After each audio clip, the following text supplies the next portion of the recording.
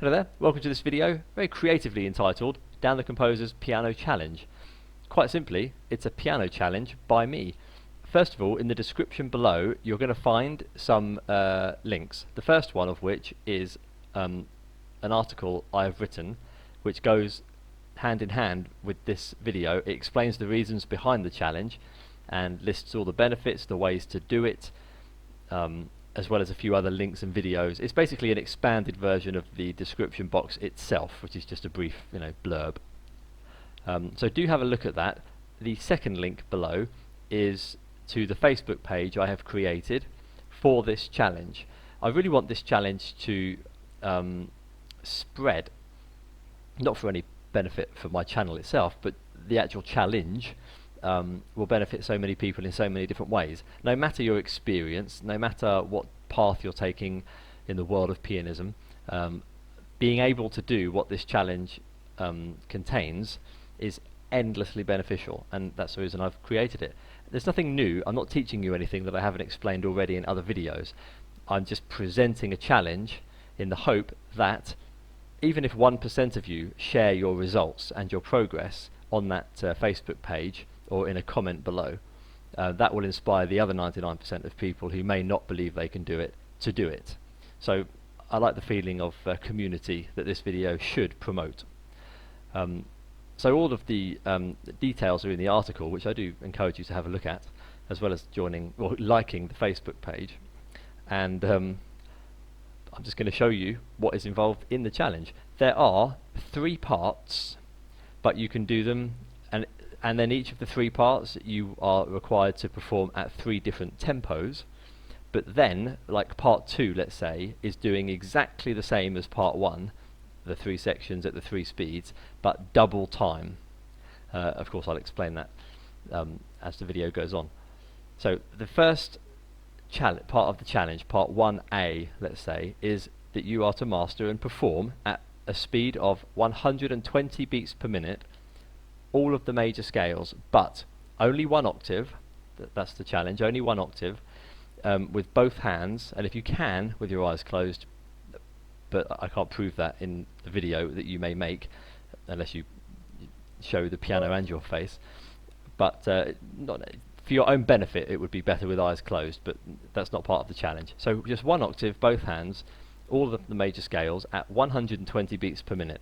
The second speed is 140, and the third speed is 160 beats per minute. Of course, there are metronomes in some keyboards, online, apps for the phone. No excuse. So part 1 is all the major scales along with the major and minor triads. So very quick example in the key of C. You'll play the major scale of C with both hands, then you'll play the major triad including the octave, not just doing this, but the whole octave of the major triad and then the minor triad. But what you're to do is to go around the cycle of fourths, the circle cycle of fourths. I have a video on that. All the links are in the description below.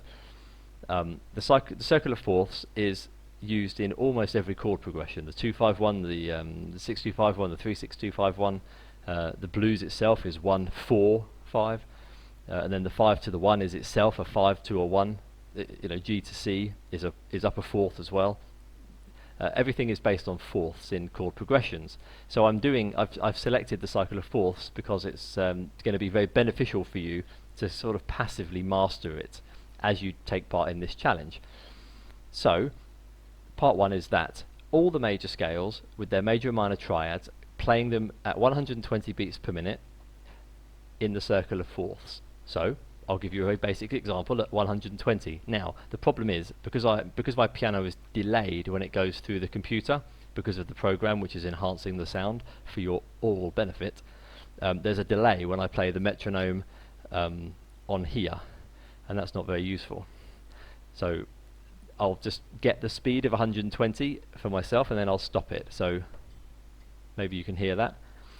This first speed of 120 is actually quite fast. You may actually be more comfortable playing these things at 90 or so, but that kind of combines with one of my other philosophies, which is called finding your natural limit. So do find your natural limit until you can do this at 120. That's the challenge level 1. So okay, so of course 120 beats per minute is 2 notes per second. So I'm going to do that, and I'm going to go, I'm playing the major scale of C, 1 octave, at that speed. I also have a video on my natural fingering and various sort of fingering philosophies about major scales and chords. Again, description box, all the goodies. So that was an example there, but of course for the challenge you would do that, I'll try to repeat about the same speed.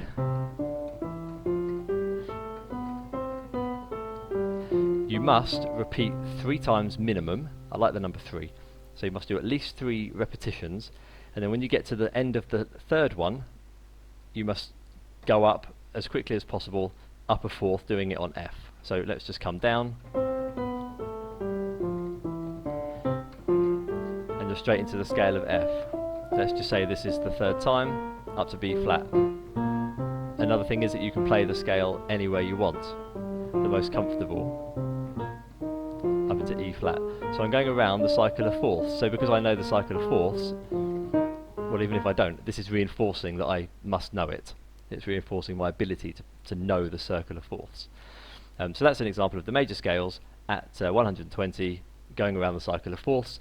But then the second part of that part 1A is to do the arpeggios, major and minor triads. So I'll get the speed again, and it's 1 note per click, so 2 per second.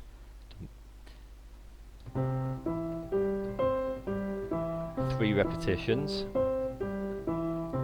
and then straight into the minor one. Just 3 repetitions. And then as you get to the last one, you're going to jump up a fourth and do it there. So let's just do the last one on C minor. Like that. I also, because some metronomes have a bell, and the bell can be a little bit off-putting, because sometimes when you land back at the root, it's not on the bell sound, it's on one of the ticks. So if you have the option, turn off the bell. Most of the ones, I think you can turn them off on most good metronomes. If you have a clicking one, a traditional one, then that's best. So that's an example.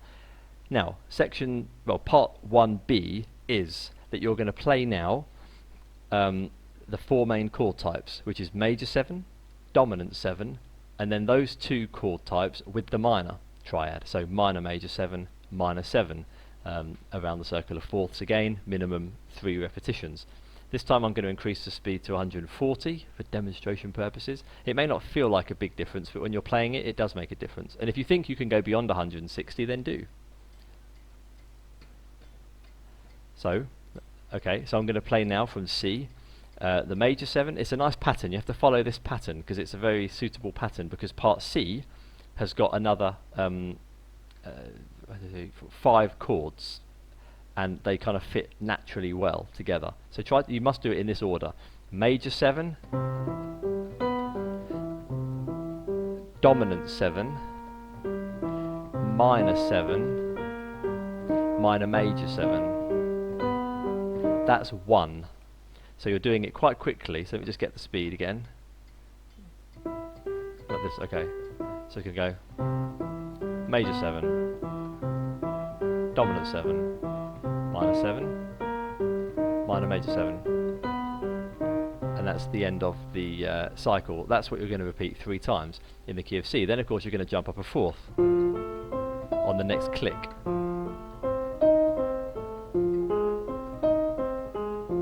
B flat next, major 7, dominant 7, minor 7, minor major 7, up to E flat, like this, etc, etc, etc. So that was at 140 beats per minute. So I'll just repeat. 1A is going to be all 12 major scales, 1 octave, both hands. Then major and minor triads, including the octave, both hands, minimum 3 repetitions, major and minor triads. Then the chords: major 7, dominant 7, minor 7, minor major 7. Of course this is all detailed in the article I wrote to make it clear for you. Going around the cycle of fourths all the time. Now the part C are the next chords that you're going to add, and they are in this order: So when you eventually do them, you're going to play those 4 major 7 chords, 7, minor, major 7, minor 7, but you're going to continue, because it's going to be a longer sequence, so a bit more brain power here. You're going to go like this, and it makes sense the more you do it. 6th, minor 6, and then the whole diminished, which means you're keeping the C and the E flat, which is the minor part of the chord. You're keeping the A on top, which is the 6th, which is part of the whole diminished. All you need to do is move the 5th down a semitone. That gives you your whole diminished chord shape.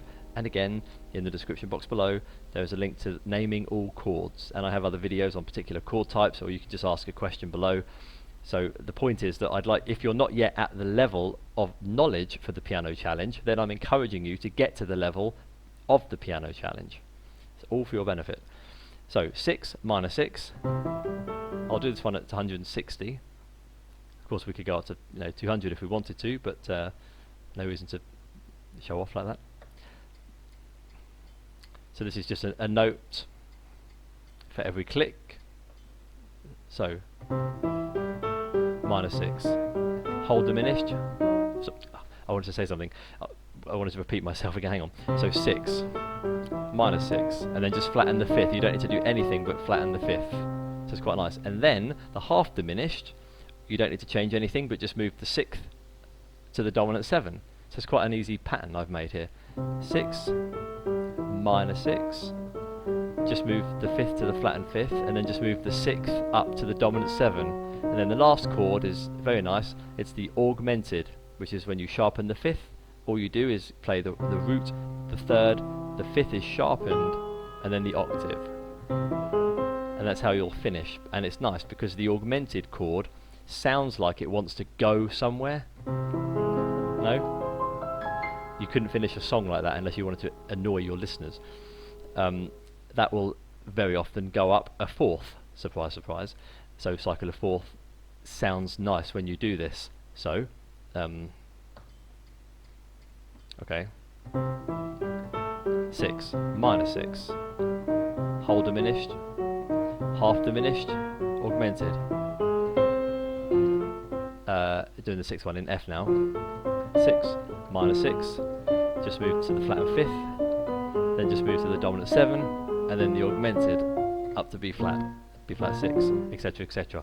Going around all the 12 major scales, cycle of 4ths. Part 2 is simply that you do all of that doubled, at double time. I'm afraid that the metronome is really confusing you, so I'm just going to assume that you understand what I mean by saying double time, instead of making the video too complicated. So, the benefits of this, apart from your actual touch and awareness of the piano, are you're going to remove your conscious interference, you're going to have a better touch, you can personalize these, especially if you're learning repertoire and there's a difficulty in the repertoire. You can dissect that little issue and play it in the same way that you've done this challenge. You can slow it down to 120, do it with both hands, play it in different keys, and really master that difficulty, then put it back into the piece and you'll just gloss over it as if it wasn't there.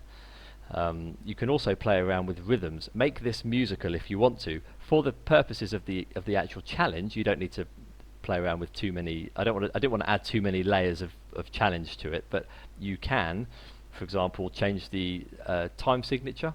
You could be doing these in 3/4, 6/8, 5/4 if you wanted to.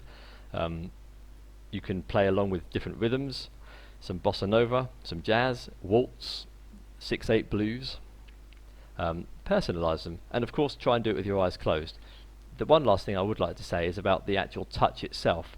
I'm going to propose that you only do these in staccato. Staccato means that you are leaving a space between the notes.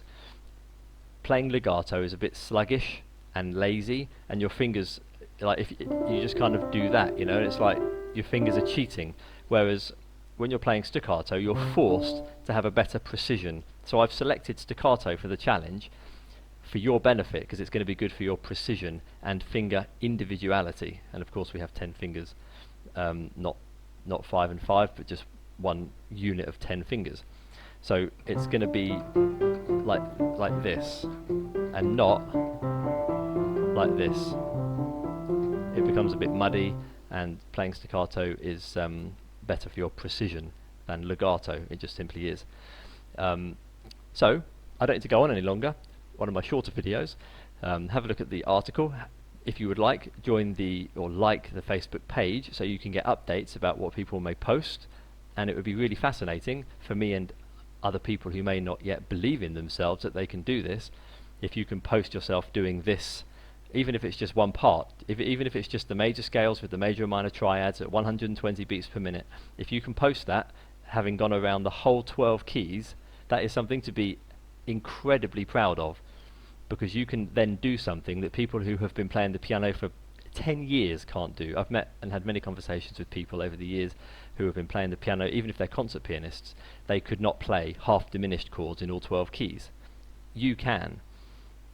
You will be able to. Or they don't really know what an augmented chord is, or they're unaware of chord progressions, primarily because they've just been sight reading and they've been almost hypnotized away from what they're actually playing. They may play these kinds of chords, but they don't know what they are. They've never had to name them, so they can't use them in improvisation. I had many students who were interested in improvisation who were already classical pianists of the grade 8 and above levels, so they had very, very good fingerwork, very, very good dexterity, but they had no idea about improvising, for example. So the benefits of having all of this down are, I mean, they're just endless. It's beyond words. So I'm presenting you with this challenge in the hope that even if 1% of you do respond, many more people are going to benefit and be inspired to become a very, very, very good water pianist. On that note, likes, comments, subscriptions always welcome. Have a look at my books and blog, and I'll see you in the next video. All the best, and bye for now.